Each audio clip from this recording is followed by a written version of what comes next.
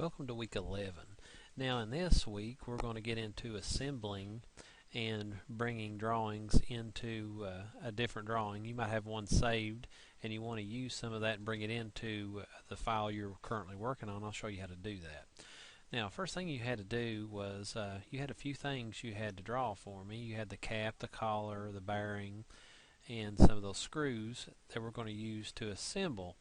Now that was last week's project. I think it was project 9 that you had to do. So if you haven't got that done, go back into week 10 project 9 and draw all those parts individually, top, front, and right side.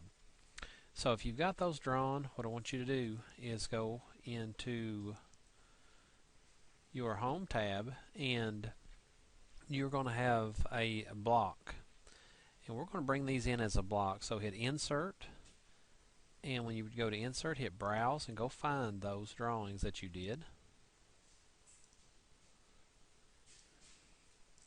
And there's a base plate, so hit open on that. Make sure it's 1:1 scale. If I change it, it changes all of them, so it stays consistent, but I'm going to leave it as 1:1 scale. And you just click on your drawing, hit insert again. We're going to bring in all of our drawings. Bearing, open.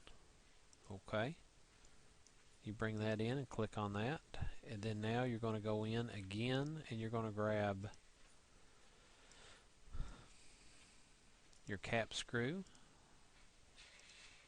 I'm just going to bring one of those in, insert again, and I'm going to go in. I want to grab my collar, and I think that's everything I need. Now when you got all those things put in there, all you have to do is, there's only a certain parts that I want. I want this piece, I want this piece, I want this piece, I want this piece, so I can show how this is assembled together. So if you'll notice, so when you click on it, a block is everything is connected together, kind of like a polyline is. However, this is everything's connected even though they're not touching. That's called a block. And so what you want to do is hit explode, and it makes things individual parts again. So what I want to do is I want to get rid of this, and I'll get rid of this side. And basically I want to go ahead and turn off that dimensions. I'll just turn off my light bulb, and it's gone. We got that. And then I'm going to come over here. I want to keep this one, so I want to delete this one, but I have to explode first to get rid of the connection that it has. Explode this one, get rid of the connection it has, and up here at the top, grab it, do an explode, and it's got layers on it, construction layers, so they got messed up putting those on. So get rid of that, delete that out. So I've got all the parts, and all you're going to do at this point is just grab this, do a rotate, base point. I like to use my ortho. That way it's easy just to turn. Grab it again, do move, catch it from that point, and we're going to move it and set it right here on the center. And you see all that, those lines should connect right up like it does. Perfect. Now come over here, grab this one, we're going to rotate it, and I'm just going to do a move. Click on it, hit your move, I'll catch this point right there, zoom in here, catch it right on that end. It sets it right down in there. Whoop, let's undo that. I didn't catch it in the right spot. Grab it again, do move. I'll just catch it right there from my base point. Come in here, I'll take that ortho off, and right there is perfect. And then you'll have two screws. I'm going to take and just rotate these screws. Make sure my ortho's on so it's vertically. Alright, I want to do a copy. That way I'll have two of these. And then I want to grab one of them and just do a move. Catch it right there. Zoom in here real tight. Take that ortho off so I can position it right there. Go grab that other one. Do a move. Catch your base point. And then just move it right there. So basically that's all you have to do on this one. No big deal. Right here though, if you're going to cut this thing like a complete section, this line right here would have to be trimmed. It'd have to be trimmed out just like that. Clean all that up.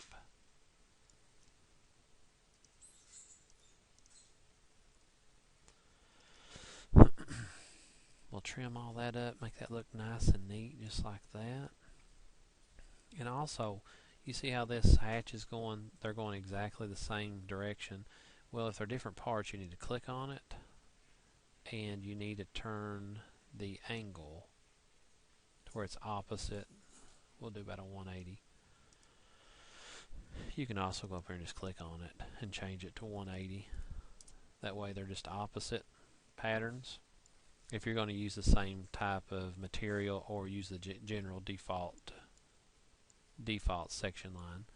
And then come down here, and we're going to put a section line down here, but you notice these things are all, let me get rid of these center lines for right now.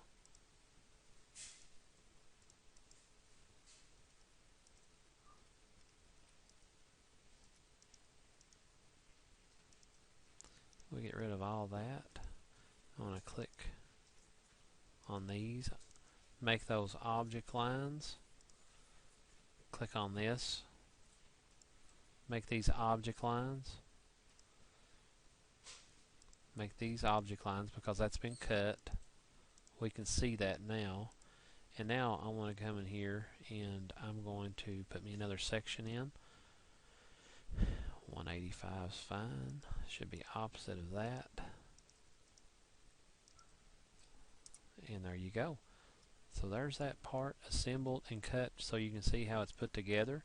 Now you guys will put in a table on yours to show what these parts are, and you'll put also go to annotate. You're going to put these multi-liters. However, right now if I put a multi-liter, it's just going to come up here, and if I type in 1, which that's okay too, but in your book it's showing you to put a circle around it, and I'll show you how to fix that. Delete that out, come up here to liters, and right here's your style manager, your liter style manager. So I hit modify, and come in here, mtext, and do a block, and you want to do just a circle, and hit OK, and close. Hit multi-liter, bring that up, and now see it's got a tag number. If that's part number 1, you'd put it as number 1. This right here could be part number 2. This one could be number 3. And this one could be number 4. And so on and so forth. And then you just got to label these things. You can with a table. Here's a table command, and you can go in here and it shows you in your book exactly what they're looking for as far as tables and how many rows and columns there is. So I'm not for sure what they're looking for on that, but again, look in your book for further detail. But if you want 5 columns and how many rows you want, you just have to specify it here. Let's say 5 and 5 or something like that. You can put that right in there, and then you can just type. All you have to do is just click on it and then type in the selected areas for whatever that you want to type in. It's pretty easy. It's nothing major, nothing hard, but it's a really cool thing to do. And like whenever you're typing in, like here, you could put part number, and underneath of it you could have number 1, and you can click on it again. You can center it up.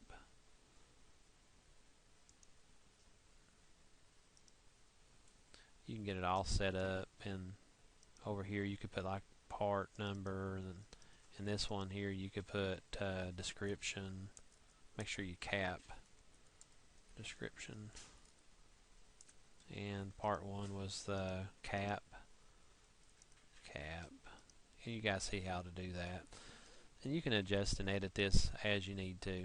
So it's pretty cool. So again, you're going to put that on a layout sheet and you're going to submit it to me. If you need any help with it, contact me.